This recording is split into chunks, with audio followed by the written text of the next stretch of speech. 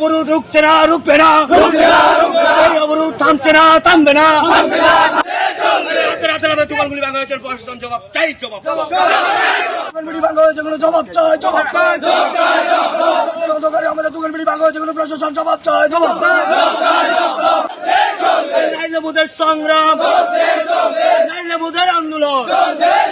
আপনারা তো কিছুদিন আগে দেখেছেন পলিটেকনিক কলেজের সামনে আমরা জনজাতি এবং সমতলের যারা আমার বাঙালি ভাইয়েরা মিলে আমরা এখানে একান্নর পিঠের সামনে কিছু ব্যবসার বাণিজ্যের জন্য আমরা দোকান বিক্রি করেছিলাম।